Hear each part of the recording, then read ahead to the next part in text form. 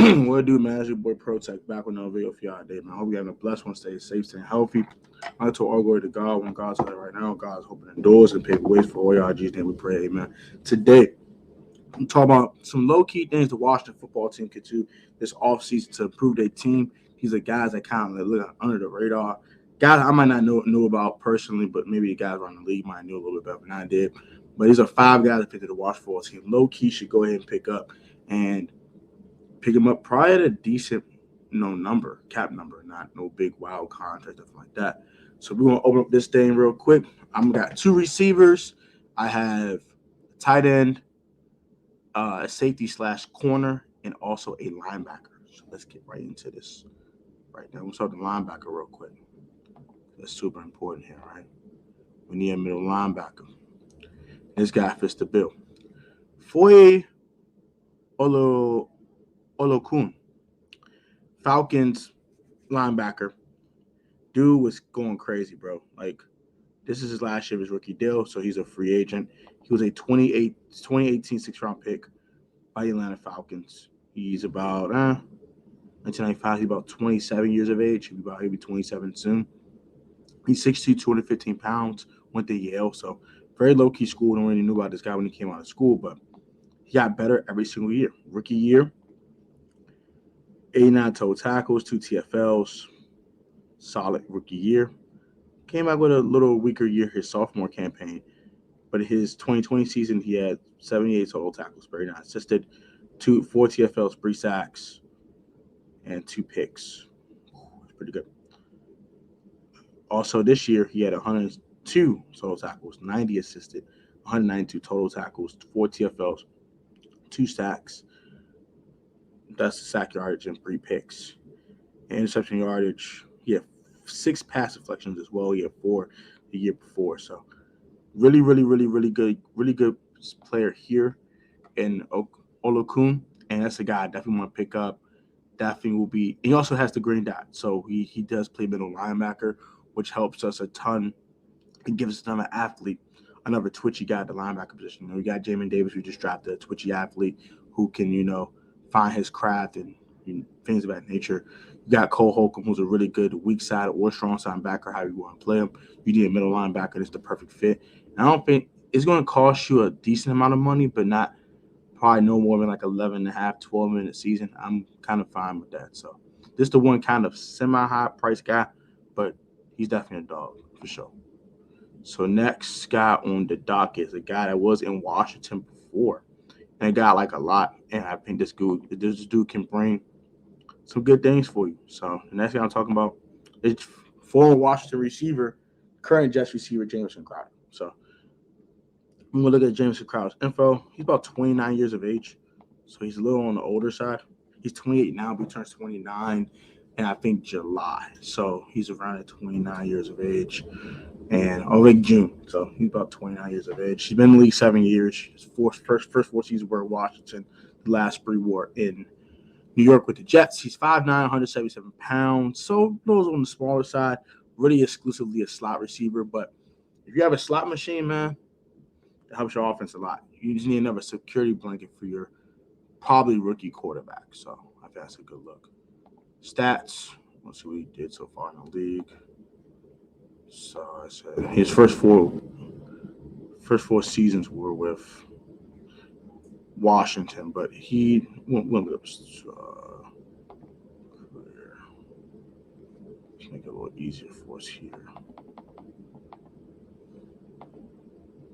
So we already know what we did with Washington with the Redskins, so we won't have to talk about that. We can go ahead. One of his best years was in 2017, he had about 800 yards, so that's pretty good. But he actually had some decent production in New York. So his first year, now what is alarming that his production has gone down, though. So that's something I'm not a big fan of. But he had 78 receptions for 833 yards in 2019, 10.7 yards per catch and 6 touchdowns. Back that up with another 700-yard season in 2020 with 59 receptions. He had around the same receptions this year, but 447 yards. So the yards per catch were a lot lower than usual. His longest 29. Did get 22 first downs, though, which is still pretty good. That's still a decent first down percentage as well. He didn't have any 40-yard catches, but he had 320 push-yard catches. He is a chain mover, and that's why I look at Jameson Crowd as.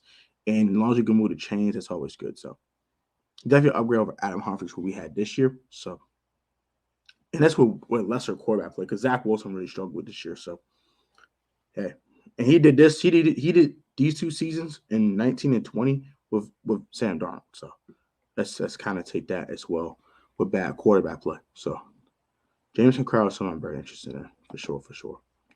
And a guy I do like a lot. Next guy I'm gonna talk about is a Cowboy. I don't want to pick a new Cowboy, but hey, this guy's pretty good too. Cedric Wilson Jr. So I'm very worried on him because he had one really good year of production. So this year he had 45 receptions for 602 yards, 13.4 yards per reception, 6 touchdowns. That's actually pretty good production, right? Let's see what he did the rest of his career before we, career, because besides this past season, he hasn't done much. So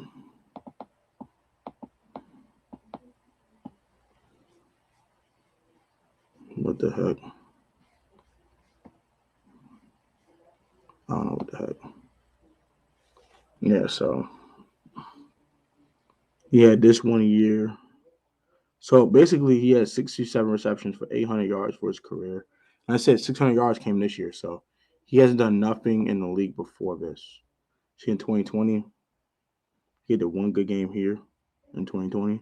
But look at the rest of 2020. Pretty much blank. So he hasn't done much in the league. Also, he did nothing in 2019. So very interesting guy. He has all the physical tools. He's like 6'2", 205 pounds. So he has all the physical tools. He has speed, route running ability, things of that nature. But like I said, only 1 year of production. So I'm very weary on him. But it's something we could pick up and not give the bag to, but like give him about $4 or $5 million a season and see what he does. It's not bad. Not bad of a gamble there. This guy I definitely want. He's a Tampa Bay Buccaneer, but currently his rookie contract about to run out. And it's someone I definitely want to pick up if they don't franchise tag him. And it's Jordan Whitehead. I like Jordan Whitehead a lot. He plays a little safety. He plays a little slot corner. So he brings you kind of the same versatility that Bobby McCain brings you, but he is younger and a lot faster, and he hits a lot harder. So that's what I like about him. So definitely someone I'm very interested in. We're going to look up his game stats for this year. He had 2 picks this year, which is pretty good as well.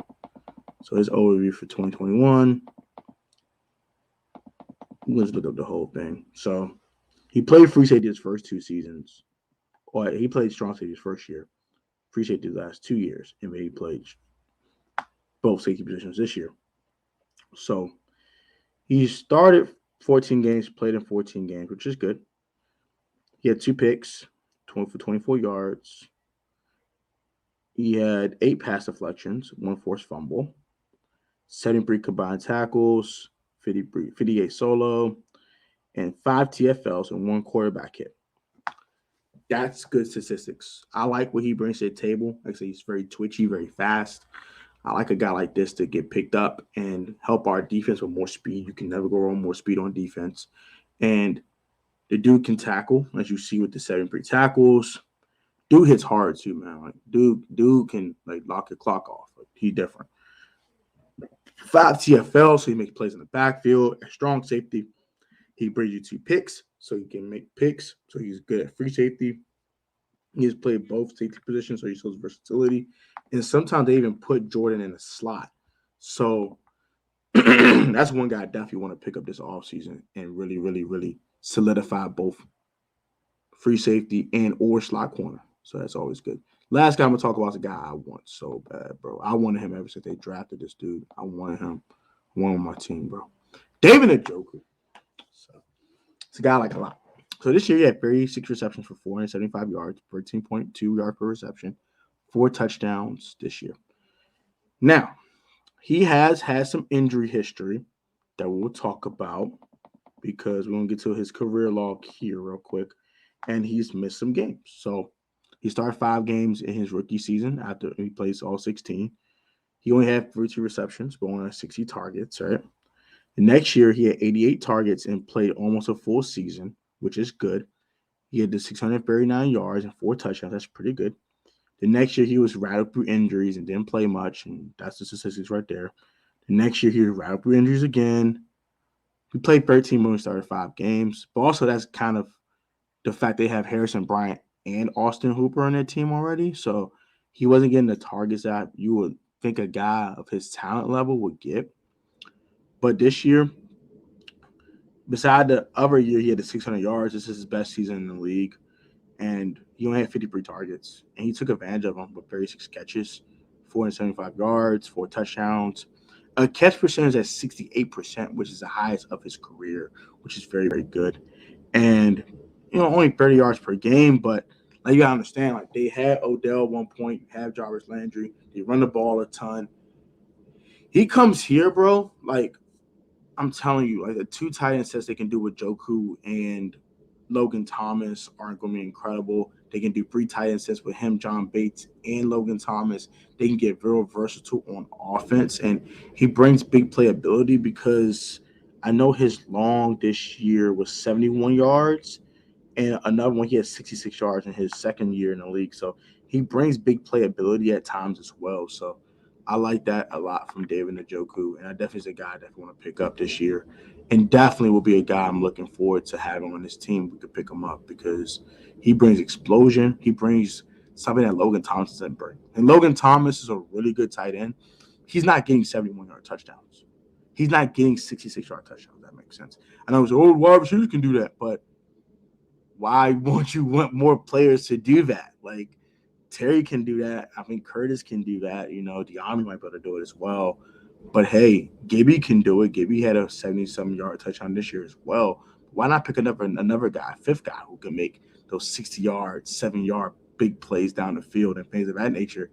Even might be once in a blue moon, but hey, that can tilt a couple games your way as well. So that is the 5 guys I want to pick up this offseason. They're kind of low-key that people don't really know about.